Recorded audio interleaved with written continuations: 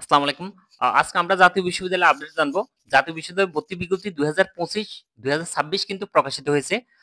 আমরা আজকে একেবারে আমাদের সকল তথ্য ভর্তির ধাপ থেকে শুরু করে মান বন্টন, আবেদনের যোগ্যতা এবং আরো যে তথ্যগুলা জানা দরকার, আমরা সকল তথ্য A to Z জানার চেষ্টা করব জাতীয় বিশ্ববিদ্যালয়ের। তো প্রথম আমরা দেখি ভর্তি বিজ্ঞপ্তি ২০২৫-২০২৬ তারিখে ২৬ সেশনে ভর্তি পরীক্ষার তারিখ কিন্তু প্রকাশিত হয় নাই, কিন্তু অনলাইনে আবেদনের তারিখ প্রকাশিত হয়েছে। সেক্ষেত্রে আমাদের একদিন পরেই কিন্তু অনলাইনে আবেদন শুরু হবে, অর্থাৎ ২৩ নভেম্বর বিকেল ৪টা থেকে ৩১ ডিসেম্বর রাত ১১টা ৫৯ পর্যন্ত আমরা অনলাইনে আবেদন করতে পারবো। সেক্ষেত্রে আবেদন ফি ধরা হয়েছে ১,০০০ টাকা করে, এবং যে উচ্চ মাধ্যমিকে যে শাখা থেকে ছিল সেই শাখা থেকে আবেদন করতে হবে।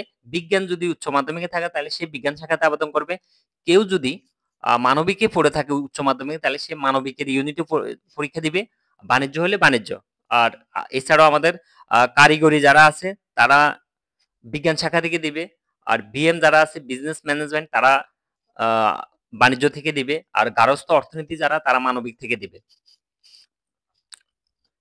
এক্ষেত্রে আমরা যে অনলাইনে আবেদন করব, আবেদন করার সময় যেকোনো একটা কলেজ চয়েস দিতে হবে।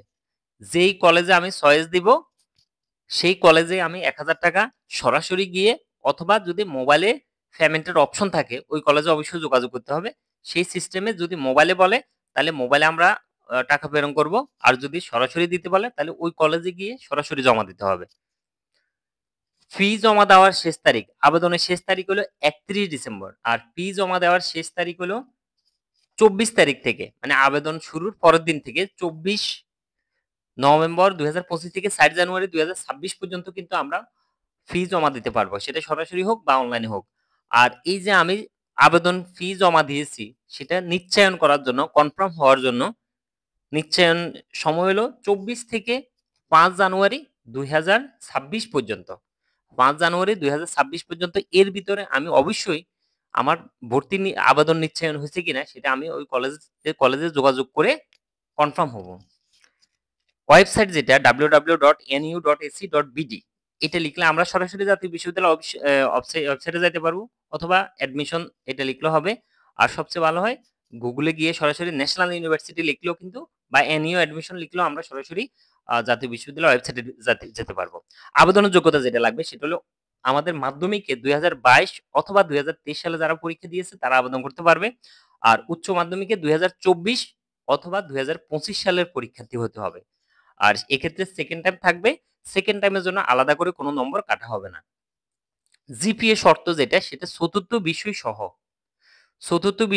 জিপিএ শর্ত বিজ্ঞান শাখার জন্য মাধ্যমিকে থাকতে হবে 2.25, আর উচ্চ মাধ্যমিকে থাকতে হবে 2.00। আর দুইটা মিলে মাধ্যমিক এবং উচ্চ মাধ্যমিক দুইটা মিলে মিনিমাম থাকতে হবে, টোটাল থাকতে হবে 4.75 বিজ্ঞান এবং কারিগরি শাখার জন্য এটা। এরপরে বাণিজ্য, মানবিক, গার্হস্থ্য, বিজনেস ম্যানেজমেন্ট এদের সবার জন্য মাধ্যমিক এবং উচ্চ মাধ্যমিকে মিনিমাম 2.00 থাকলে হবে, আর টোটাল থাকতে হবে 4.50। এটা হইলো আমাদের জিপিএ শর্ত আবেদন করার জন্য। পরীক্ষায় অনেকে হয়তো প্রশ্ন করে যে আমি তো এই শাখা থেকে আবেদন করব, ওই শাখা থেকে আবেদন করতে পারবো না। সমস্যা নাই, আপনি যেই কলেজে চয়েস দিবেন ওখানে আপনার যোগ্যতা অনুযায়ী ওখানে যেই কলেজগুলো আপনার জন্য এলিজিবল, মানে আপনার জন্য যেগুলা পারফেক্ট, আপনি অনলাইনে আবেদন করার সময় সেই লিস্ট পাবেন। আপনি ওই কলেজগুলা চয়েস দিয়ে দিবেন। যেকোনো একটা কলেজ চয়েস করতে হবে। ওই কলেজের সকল সাবজেক্ট আপনি যেগুলো আপনার জন্য এলিজিবল সবগুলো আপনি চয়েস করে দিবেন পছন্দ ক্রম অনুযায়ী। এরপর আমাদের পরীক্ষা পদ্ধতিটা কেমন হবে? জাতীয় বিশ্ববিদ্যালয়ে ভর্তি পরীক্ষা হবে এমসিকিউ আকারে। সেক্ষেত্রে ১০০ নম্বরে এমসিকিউ হবে, সময় থাকবে ১ ঘন্টা। আর সাথে আমাদের মাধ্যমিক এবং উচ্চ মাধ্যমিকের যে জিপিএ সেটার উপর থাকবে আরো ১০০, টোটাল ২০০ নম্বরের ভিত্তিতে আমাদের এই পরীক্ষার মেধা তালিকা নির্ধারণ করা হবে। উচ্চ মাধ্যমিকের জিপিএ থেকে থাকবে ৬০, আর মাধ্যমিকের জিপিএ থেকে থাকবে ৪০। উচ্চ মাধ্যমিকের জিপিএ কে আমরা ১২ দ্বারা গুণ করব, আর মাধ্যমিকের জিপিএ কে আমরা ৮ দ্বারা গুণ করব। আবেদন নিশ্চয়নের তারিখ সেটা তো বলছি। মান বন্টনটা আমরা একটু দেখি। সকল শাখার জন্য যেই শাখা থেকে আসুক, সে বিজ্ঞান হোক, মানবিক হোক, বাণিজ্য হোক, সবার জন্য ৬০ নম্বর বাধ্যতামূলক। সেই ৬০ নম্বর কি? বাংলাতে ২০, ইংরেজিতে ২০ এবং সাধারণ জ্ঞানে ২০। এই ৬০ সবার জন্য বাধ্যতামূলক। এরপরে বাকি যে 40 নম্বর, সেই 40 নম্বরটা হবে তার গ্রুপ ভিত্তিক। অর্থাৎ সে উচ্চ মাধ্যমিকে বিজ্ঞান থেকে যে সাবজেক্টগুলা পড়েছে ওগুলা থেকে, মানবিকেও সে সেম, বাণিজ্যের ক্ষেত্রেও সেম, উচ্চ মাধ্যমিকে যে পঠিত বিষয়গুলা ওগুলা থেকে আসবে 40, আর এখানে 60, টোটাল 100 নম্বরে এমসিকিউ ভিত্তিতে আমাদের পরীক্ষা হবে। সময় থাকবে 1 ঘন্টা। নেগেটিভ মার্ক নেই, ভুল উত্তরের জন্য কোনো নেগেটিভ মার্ক কাটা হবে না। ফার্স্ট নম্বর হবে 35, মিনিমাম 35 পাইলেই, 35 পাইলে কনফার্ম কোনো না একটা কোনো কলেজ আসবেই, এটা 100% শিওর। মানে জাতীয় বিশ্ববিদ্যালয়ে শুধুমাত্র 35 পেলেই চান্স আপনি কোনো না কোনো কলেজে ভর্তি হতে পারবেন। এরপরে ক্যালকুলেটর ব্যবহার করা যাবে না। মেধা তালিকা তৈরি, যেটা একটু আগে বলছিলাম যে এমসিকিউতে 100, জিপিএতে 100, টোটাল 200 নম্বরের ভিত্তিতে কিন্তু মেধা তালিকা তৈরি করা হবে। তবে এখানে একটা কথা আছে, পাস করলেই যে কোনো কলেজে ভর্তি হতে পারবে এটা কনফার্ম। তবে ভালো কলেজগুলোতে ভর্তি হতে হলে অবশ্যই মেধা তালিকায় ভালো নম্বর পেতে হবে। পরীক্ষার কেন্দ্র, আপনি যেই কলেজ চয়েস দিবেন আবেদনের সময় সেই কলেজেই হবে আপনার পরীক্ষার কেন্দ্র, বা ওই কলেজ বা ওই কলেজের আশেপাশে।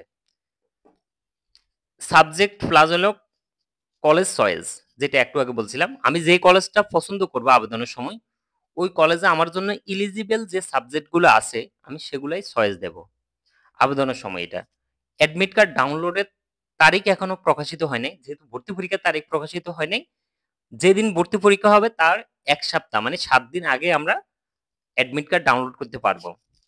ওই অ্যাডমিট কার্ডে আমাদের পরীক্ষার টাইম, পরীক্ষার কেন্দ্র সবকিছু উল্লেখ করা থাকবে। ভর্তির ধাপগুলো, এই যে আমরা এমসিকিউ পরীক্ষা দিলাম, মেধা তালিকা তৈরি করা হলো, এক্ষেত্রে প্রথম মেধা তালিকা দেওয়া হবে, এরপর এখানে ভর্তির পর আবার দ্বিতীয় মেধা তালিকা প্রকাশ করা হবে। তারপরে কেউ যদি প্রথম এবং দ্বিতীয় মেধা তালিকায় ভর্তি হয় নাই বা কারো আসেও নাই, সে চাইলে প্রথম রিলিজ স্লিপের জন্য আবেদন করতে পারবে। এরপরে প্রথম রিলিজ স্লিপেও যদি কারো সাবজেক্ট না পায় তাহলে সেক্ষেত্রে দ্বিতীয় রিলিজ স্লিপেও সুযোগ পাবে। কারো যদি প্রথম এবং দ্বিতীয় মেধা তালিকায় না আসে তাহলে সেক্ষেত্রে সে রিলিজ স্লিপের মাধ্যমে আগে তো একটা কলেজ পছন্দ করছিল, এখন সে 5টা কলেজ পছন্দ করতে পারবে, তারপরে সে ওখানে মেরিট অনুযায়ী সাবজেক্ট পাবে। আর এখানে আরেকটা কথা যেটা বলছিলাম সেটা হলো কারিগরি যারা, তারা বিজ্ঞান শাখাটা আগে বলছিলাম, আর বিজনেস ম্যানেজমেন্ট যারা তারা বাণিজ্য শাখার, আর গার্হস্থ্য অর্থনীতিতেও যারা পড়ছে তারা মানবিক শাখার অধীনে পরীক্ষা দিবে। এটা ছিল আমাদের জাতীয় বিশ্ববিদ্যালয় 2025-2026 সেশনের সর্বশেষ আপডেট। নেক্সট আপডেট আসলে আমরা সেটা অবশ্যই জানাবো। সবাই ভালো থাকবেন, ধন্যবাদ, আসসালামু আলাইকুম।